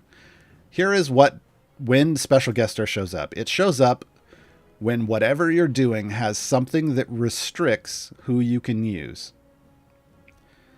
There are, I say there's exceptions because I believe there are a couple of base adventures in this game that have some restrictions. They are the exception to the rule. That is not normal. Normally, that is only variance. So the answer technically is no, but for the most part, yes. This Dungeon Master is only going to have that. Most likely, you're only ever going to see that in a variant. But again, variants are the bulk of the content you do in this game. You do the regular storyline adventures. Once you've done them, they become free plays, and you may never do them again. There are the base variants that unlock, but once you do those, they're locked. You can't ever do them again. But there's 3 variants for every adventure. So even in the normal portion of the game, there's 3 times as many variants as there are regular adventures. Or there will be. Some are not all fleshed out yet. but there will be up to 3 variants for every base adventure. But then when you unlock patrons allow you to go back and do every variant you've ever completed again, but harder. They're harder versions. And that's for every patron. And there's 4 patrons currently. So what you're spending most of your time doing as a mid-game to end-game player is doing patrons, doing variants. So Dungeon Master going to be real strong in that when you get to that phase. Shiba Kevin. Can you get feats for event champions out of gold chests after the event is over? Yes. So when it says regular gold chest on there under feats, that's all the time. That's the only place you can get those chest feats is out of regular gold chests, and you can get them at any time. That is just the delivery method, because a feat only has a chance, 25. It's 1 in 25 chance that it's going to drop from a chest, and there's no pity timer. So they let you do that all the time. Mr. Ballin 42, can you show a special guest star for Dungeon Master looks like with the console UI portraits? Oh boy.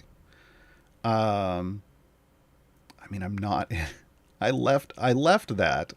I'm going to come back to that. I was kind of wanted to see how far I could get. I was going to do a deep run for Shaka, but that's okay. We'll hop back here. Yeah. I'll throw some tokens away. I can afford it. All right. Got a silver Shaka chest. Let's go back to Icewind Dale. Frontline fighters. I mean, it should look the same, quite frankly. It should just be a star overlay that's going on. Go away. Dungeon Master. Hey, Azaka. Great. Hey, she's a superstar. All right, now let me go into the settings, and let me change to. Is it interface? It is console UI portraits. I did do that, right? Yes. Why are they not? Oh, there it goes. Just took a second. Yeah. So it's the same. It's just the stars. It's just the 4 stars. It has nothing to do with the image. It's going to put those 4 stars there regardless of what, of which portrait set you're using. You'll find newer players tend to use console UI because that's the default. Veterans tend to use I guess what we call the old school UI, which is literally just a snapshot of the champion. And it includes the skins. This is why I like it, is because it actually shows them in the skin version. The console UI portraits are all hand drawn, and they're not going to it would take, the artists would die if they had to hand draw all the skins for all the champions in the game. Whereas this just automatically pulls from the game file, so they don't. It's just easier. It's just easier for them. So yeah, it looks the same way. All right, I'm gonna go back and answer. Well, I think there's one more that's kind of on topic. Neon Treon, how does multiplicatively stacking work versus additive stacking? So, if we're looking at 100% additively, and we have 3 instances, that's 100% plus 100% plus 100%. That's 300%. Pretty straightforward. If we're looking at, undo my patron, unbreak my heart. If we're looking at 100% stacking multiplicatively 3 times, that's 100% times 100% times 100%. Being trying to do math on stream. Folks, streaming and math at the same time is always hard.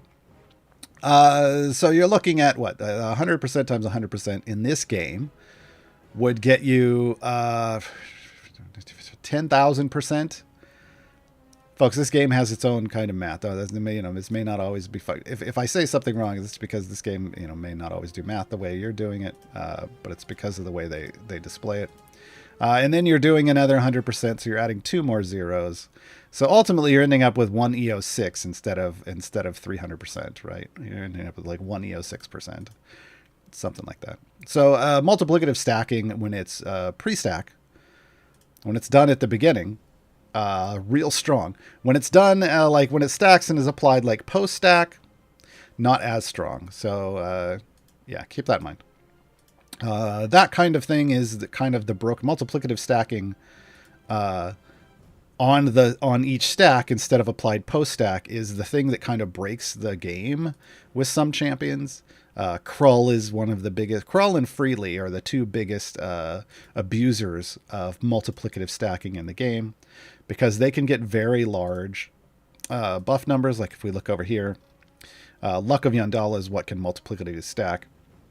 And my opportunity makes enemies take 100% more damage per application, and then it's buffed, and it's buffed by a percentage. So if we get multiple of these, it goes up real fast and then gets buffed by a big number.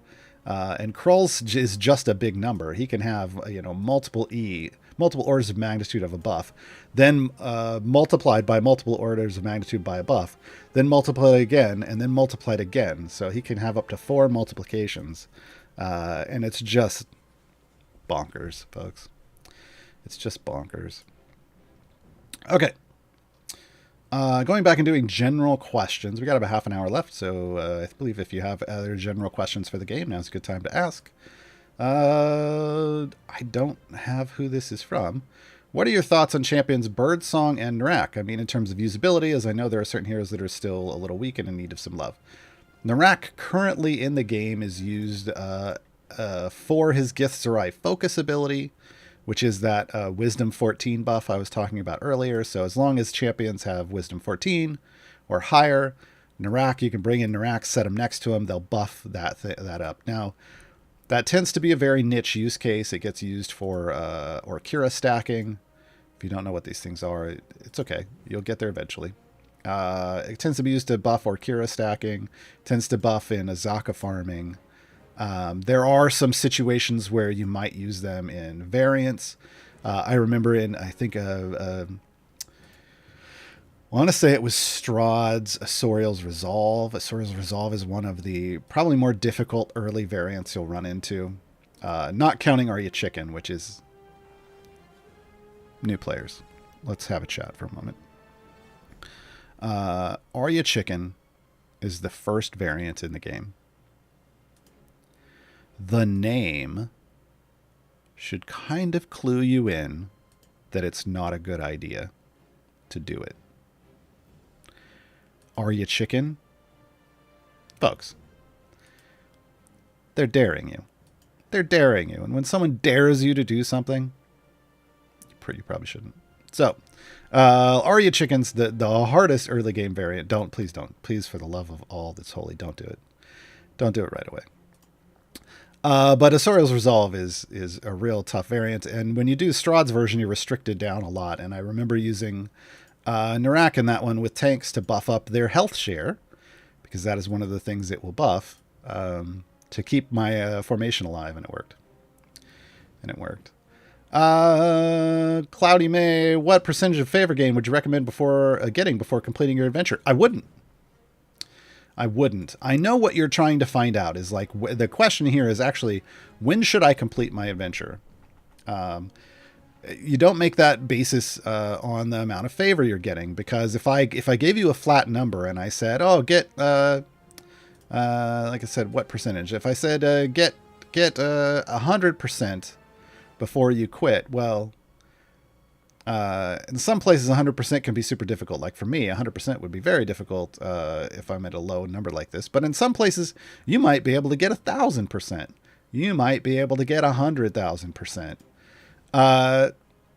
You don't want to make your basis of reset based off either the flat number of favor here or the percent.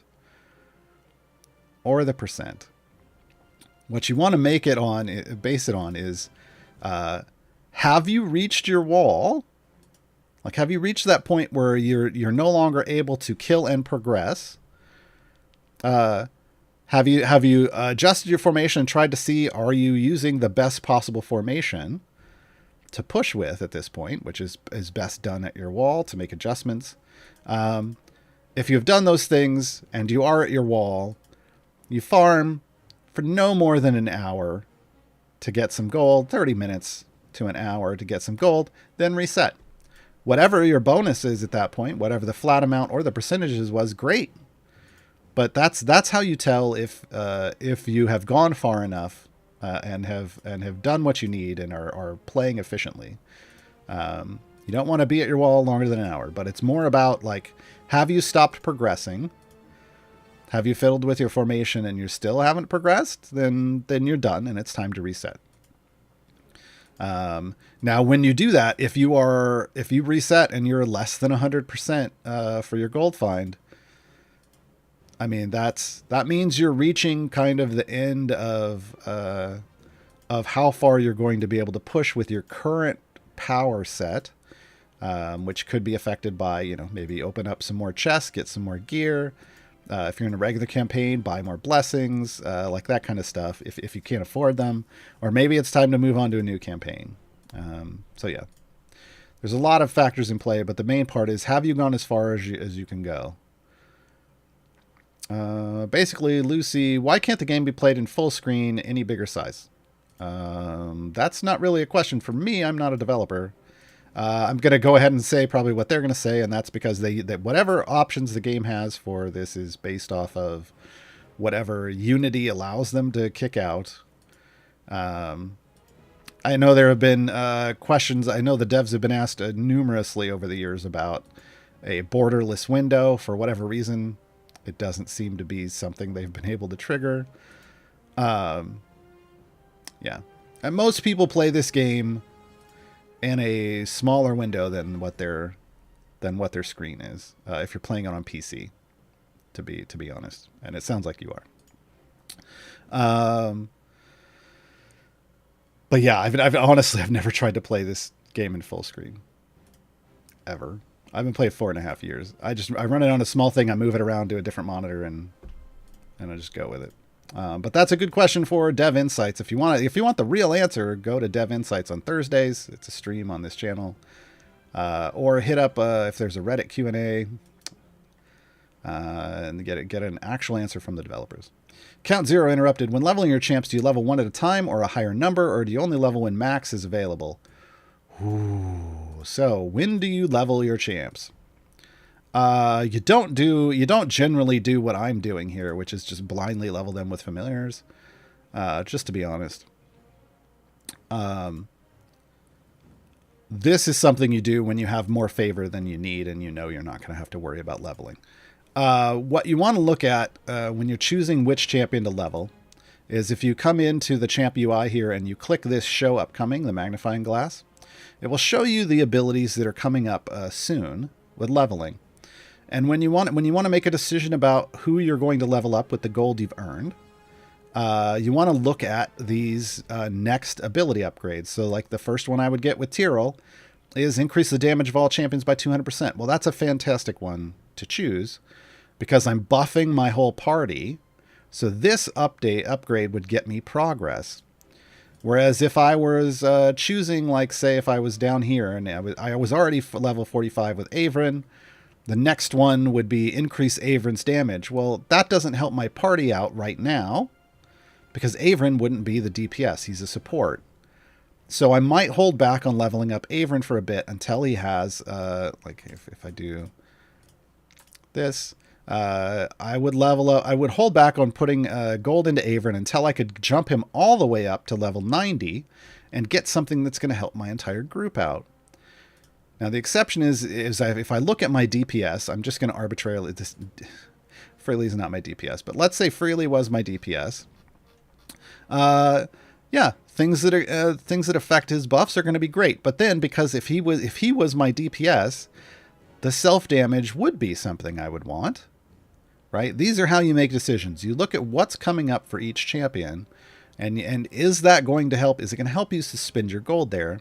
And you want to make sure that as a new player, your upgrade is set to the double up arrow, because you really don't want to just put a single level into a champion. Here, let me hold this off. So if I go to this, if I just, I have enough gold to put one level into Whittle here, right? But that's not going to get me. One level is just, it's going to slowly fill this progress bar, right? And now I'm out of gold. Now I have a little more. And now I'm out. This hasn't done anything for me. If Whittle was my DPS, it would help me at just a tiny fraction. But it's still not really worth it, except in the tutorial. When you're in the tutorial, it matters. But after you finish the tutorial, what you really want is to get to the next major upgrade. So switching over to the double up arrow means it's going to take you to the next upgrade. And thus you're spending your gold more efficiently by waiting till you get to an entire upgrade. Like here, if I look at what's green, this is what I can afford. Everything here is self-damage except for Freely's and Brivs. So I look at Freely's and Brivs. Brivs would give me 100% damage to all champions. Freely's gets me 100% to unlucky for them. Unlucky, and this is where I'm gonna take it a step level. Unlucky for them is that multiplicative stacking one. I know this is where I want to go, but with 100%, it might be either way, right? I just happen to know that I would prioritize that over the other one. That's the depth of how, that's kind of the decisions you're making when you're choosing to upgrade. If you want to upgrade efficiently and spend your money as wisely as possible when you're newer and you don't have lots of favor, that's the kind of things you're looking at. That's the kind of things you're looking at. Again, whoever it would be your... I don't have a DPS in this formation. This is just a speed formation. But if I had a DPS in this formation, a DPS's upgrades would get prioritized more highly than other people's, unless those other upgrades were group upgrades that give me more power than the DPS's self-upgrades, right? Yeah. There you go. Some average gamer or the nerds a worthwhile goal to go for. There, if you have the new shop, there are 100,000 gems, which is a lot of gems. If you're a newer player, that's a lot of gems. Buying gold chests is probably the better option early on. But once you can generate that kind of gem amount fairly easily, pick them up. They're a versatile champion, but they're really kind of currently in their current state. They don't qualify for any patron variants.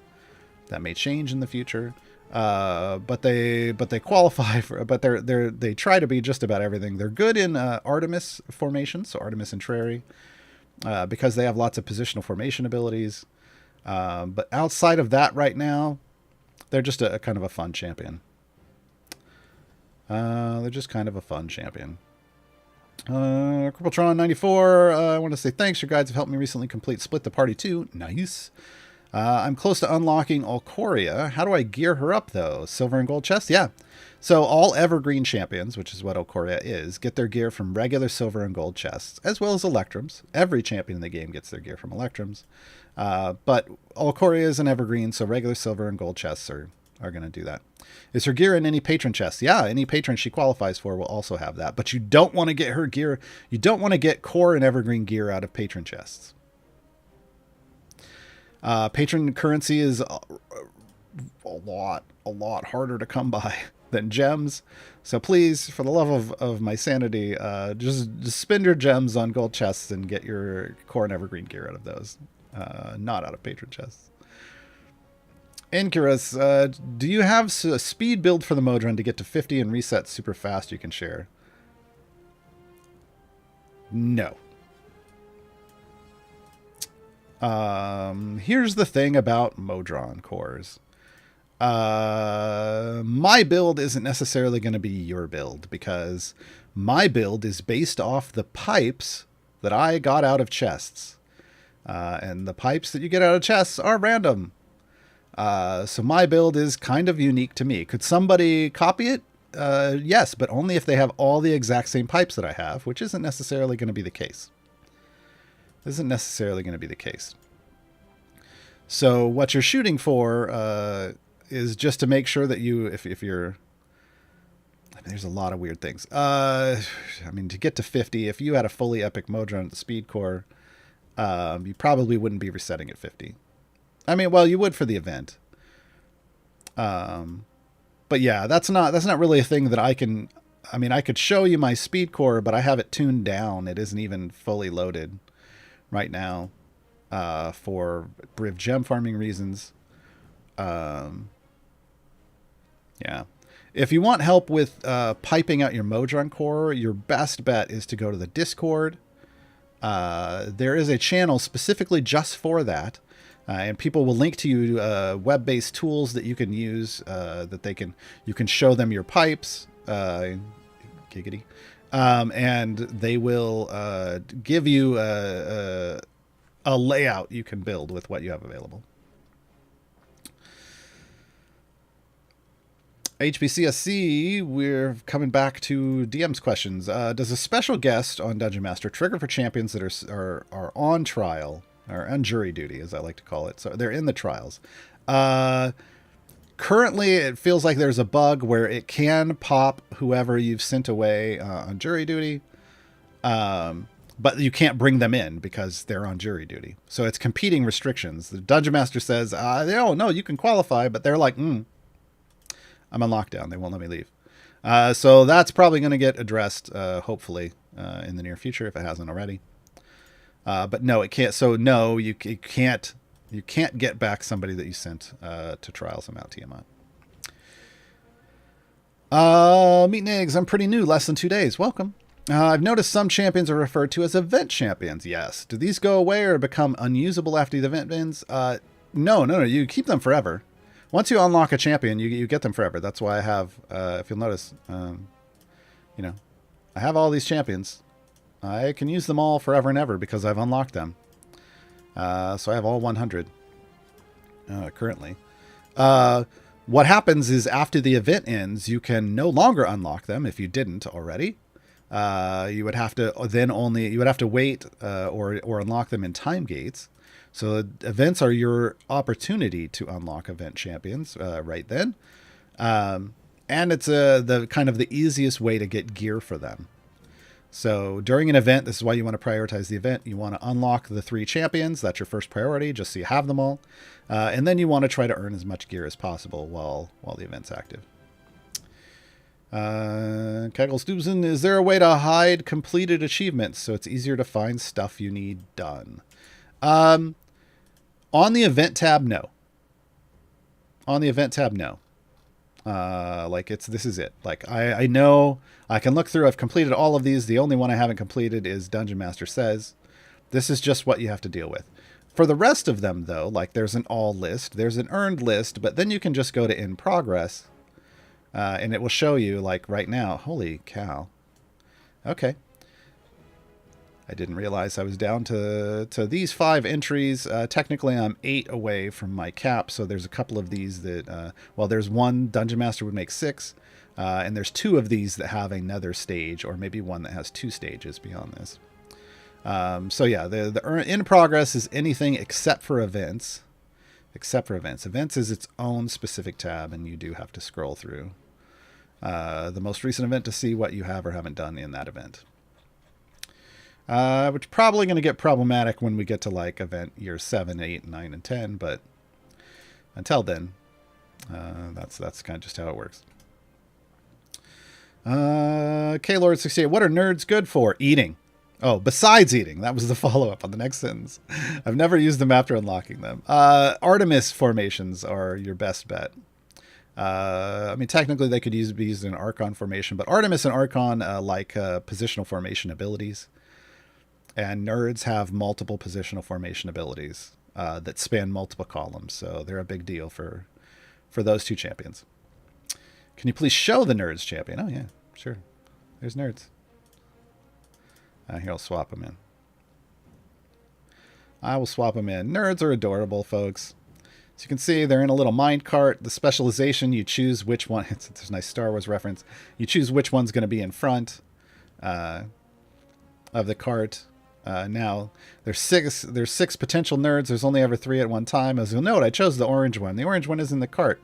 But Gaarawarr, you said you choose which one's in the front. Well, yeah, that's because the ultimate is called Shake the Box. And when you shake the box, it rearranges the nerds and which ones you have in your formation.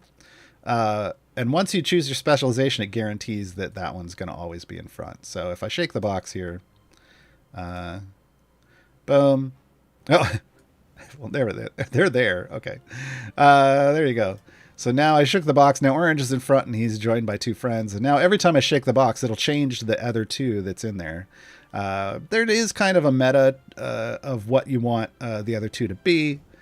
But, depending on what you're trying to do with them. I mean, they're like all the classes. They're not all the classes, but there's 6 classes in one, and there are 4 different roles in one. So they're this kind of multi-use champion, and whenever you have something that can be multiple things like that, they're not necessarily going to be amazing. Briv is the exception. Briv does all the things and is OP. But usually when you get a multifunctional champion like this and like Grama, there's going to be one best way to use them, and the others just exist in case you're in a really hard place and need something. But again, right now, nerds aren't used in variants, so at some point they probably will be. And then you'll have a nice multifunctional champion in variants. Sunny Pro, since I just started, is there a difference in opening chests when I just started as compared to later on in the game?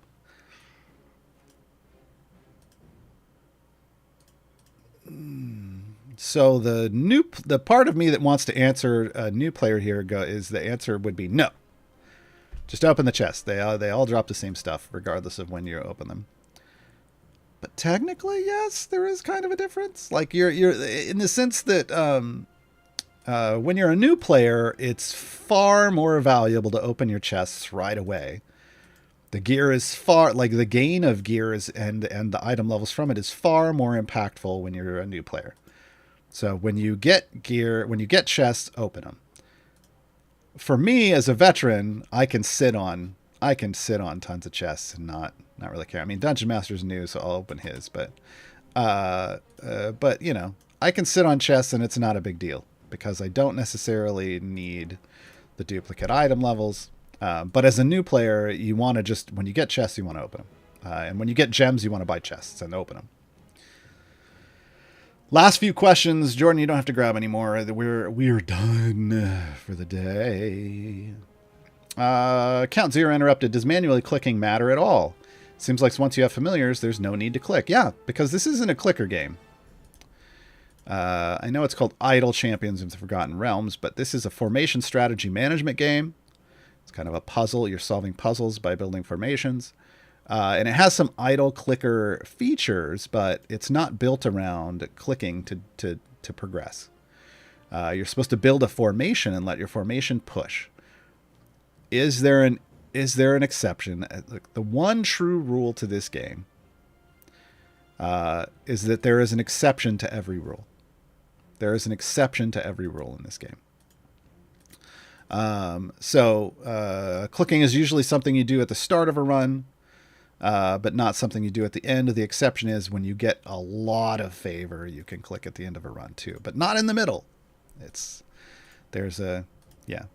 But generally speaking, you're building formations to push for you. Now I do have familiars on the field because what happens with these familiars on the field is if I have 3 of them on the field, they pick up all the gold and the drop loot right away, which speeds up my progress. If I have 5 out, it also picks up a boss bag instantly, which speeds up my progress. If I have 6 out, the 6th isn't as impactful. It kills all those distractions that show up in the background. Right, but generally speaking, clicking is just for when you're at the start of a run. While your click damage level, I'm at level 224, is equal to or greater than the area you're on. There's a little leeway here for me because this is an event and I have some things that are making it do more damage, but yeah.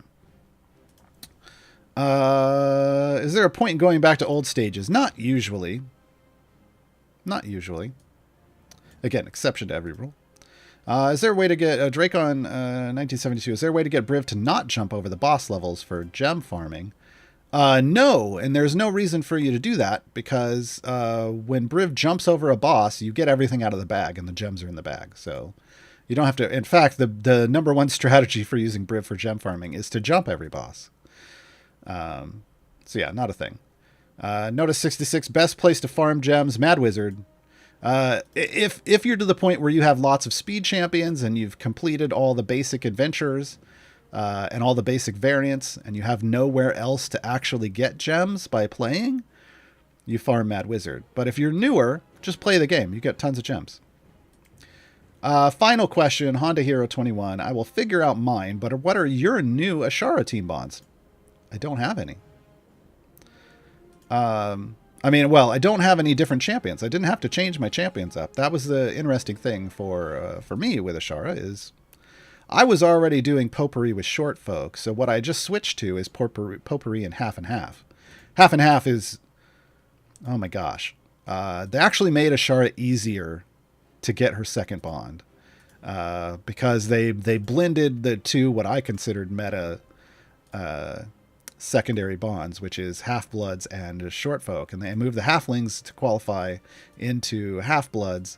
So now I can run Freely and Penelope along with Briv and Avrin, and there's my 4 bonds on the secondary bond. Potpourri, I was already running Ashara, Tyrell, or Kira and Grama, so I got all those anyway. And then I still have room to run Baloth and Ayla, that was my pushing formation anyway. So nothing changed about my usage of Ashara. They basically just shifted her power curve up a little bit, more like Artemis and Krond. So you have to have almost full formation of these champions built around Ashara to really unlock her power. That's basically all they did. All right, folks, we are done for the day. That's been Gaarawarr's Guide, the tutorial show for the running year 5. If you missed part of this, the VOD's up right away on here on Twitch, so you can just go watch it.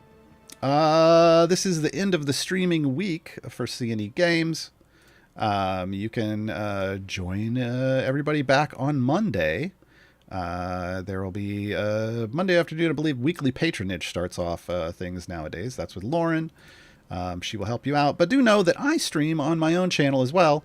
I stream Monday morning, 9 a.m. Pacifically. It's Idle Chatter. That's my Idle Champions show. And I do patron variants there. So if you want to see the Dungeon Master in action on a more high-level patron variant, come to my show on Monday.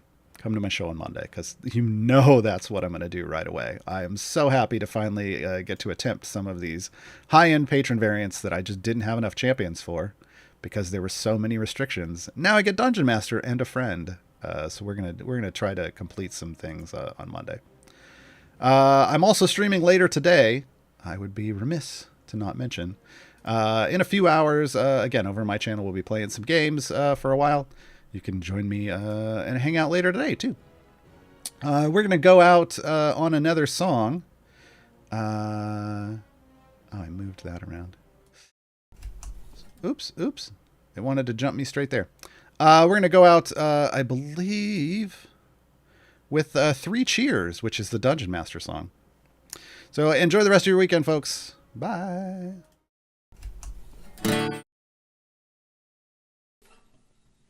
This one's for... I'm bad, folks. I just realized I got the songs mixed up. I did the end screen while we were at the Q&A break, but yeah, okay. I'm going to do the Dungeon Master song now, folks. Oh. I'm going to go get some caffeine. Bye, everybody. This one's for the Dungeon Masters, weaving stories each week anew. Scheduling can be a disaster, but they always pull us through. We raise our glass to you with heartfelt cheers, even though you brought us tears. Guided us through thick and thin for many days and many years. This one's for the NPCs, both prepared and on the fly. Denizens of the world we share, to both love and terrorize. Will our heroes live or will they die? We'll just have to improvise. Tell us to roll and give it a try, then it's time to throw the dice. 3 cheers for the Dungeon Masters, for giving us their all. 3